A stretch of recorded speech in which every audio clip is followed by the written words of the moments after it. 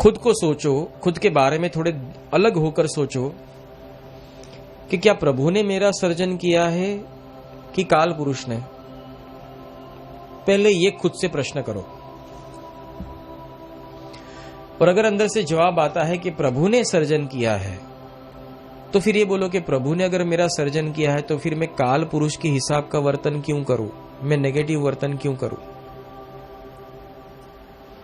हाँ, अगर आप सोच रहे हो कि नहीं काल पुरुष ने ही मेरा सर्जन किया है और मुझे उससे वफादार रहना है, तो बात कुछ अलग है। और यह बात भी यहां आ जाती है कि अगर भले मन बोलता है कि तेरा सर्जन तो काल पुरुष ने किया है, तो कोई बात नहीं। राक्षस के घर में जन्मा हुआ प्रहलाद भी अगर भक्त बन जाता है और प्रभु को प्राप्त कर सकता है, तो भले ने काल पुरुष ने तेरा सर्जन किया हो, तू भक्ति कर ले हरि की, तो तू हरि का हो जाएगा। उसमें हर एक जगह अगर चाहे तो जीत तो तेरे हाथ में ही है, पर तुझे जीत नहीं चाहिए। तुझे तेरी अश्रद्धा के ऊपर विश्वास है कि मेरी प्रगति नहीं हो सकती है, मैं बड़ा आदमी नहीं बन सकता हूं, मैं दिव्य नहीं बन सकता हूं, मुझे प्रभु नहीं प्राप्त हो सकते, मैं सफल नहीं हो सकता हूं। कभी कभी कुछ लोग देखना, जब घर में बैठे होते उनके घर जाओ तो अपनी पुरानी रिकॉर्ड शुरू हो जाती है। देखो भगवान ने कैसा अन्याय कर दिया, वही दुनिया, हम तो प्रगति कर नहीं सके, न जाने कैसे ग्रह पड़े हैं, हमें भूमि दोष है, लोगों की नजर लगती है, कुछ मैली विद्या होती है। अरे तारा मसूद आट्यू છે બધા તારી પાછળ જ પડે, दुनिया की काम જ નથી। तेरे अंदर रही हुई नेगेटिव सोच। इसीलिए सत्संग में आने के लिए मैं कहता हूं, सत्संग में आने पर ये नेगेटिव जितनी भी धारणा होती निकल जाती है। और कभी कभी हमें ऐसा भी सत्संग में आकर लगता है, हाँ ऐसा तो मैं सोचता हूं, तो मुझे कहने की जरूरत नहीं, आप खुद ही खुद के गुरु बन जाओ। जहां जहां लगे कहा ये मैं सोचता हूं, उसको टिक मार करके उसको सुधारते जाओ। देखो तुम्हारी जिंदगी में कितना बदलाव आता है। और जो सुधारते उसको बिगाड़ना मत। आज सोच अच्छी बना ली, जैसे मैंने बोला है, थूका हुआ चाटना मत। नेगेटिव विचार आया, थूकने का मन हुआ, उसको निगल मत जाओ, थूक ही दो। अगर तुम सामान्य तरह से देखोगे तुम्हारे जीवन में शांति आ जाएगी। तुम ज्यादा नहीं, 3 दिन इस तरह से चलो। देखो 3 दिन की बात करता हूं, तुम सिर्फ 3 दिन का निर्णय लो।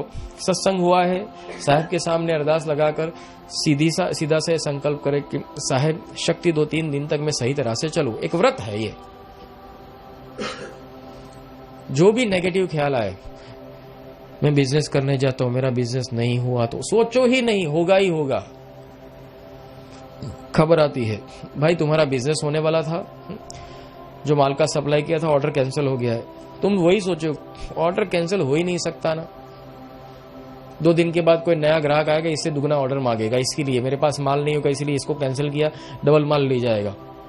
भले 3 महीने बैठे रहो, होगा ही होगा। और जिन लोगों ने ये पॉजिटिविटी में चलना सीख लिया है, उनको मालूम है उनकी हर कदम पे प्रकृति मदद करती है, हर कदम पे प्रकृति मदद करती है। तो बात यहां पर आती है कि श्रद्धा इतनी अटूट रखो कि काम तो होगा ही होगा। क्यों नहीं होगा? अभी भी बताता हूं, ये मैंने जो शब्ददाव सत्संग दिया है उसकी एक्सरसाइज करना सीख जाओ। देखो तुम्हारे जीवन में कितना बदलाव आता है। तुम जो जो सोचोगे वो मिलता जाएगा। तुमको मैंने एक कल्प वृक्ष समान एक औषधि दी है, एक विशिंग मशीन दिया है। तुम इसको थोड़ा सा इख्तियार करके देखो। मैं कहता हूं थोड़ा सा, हर एक व्यक्ति को इसकी जरूरत है।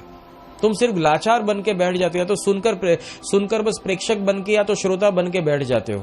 तुमने कभी उसके ऊपर चिंतन किया, एक्सरसाइज किए? यहां तक कि तुम इतने आलसी हो चुके हो कि तुम चिंतन करना भी नहीं चाहते, इतनी आलस है। या आलस या तो उन्माद। उन्माद किसको कहते हैं? अरे यार अभी ये कौन करे, मैं तो सब समझा हुआ हूं, उसको उन्माद कहते हैं।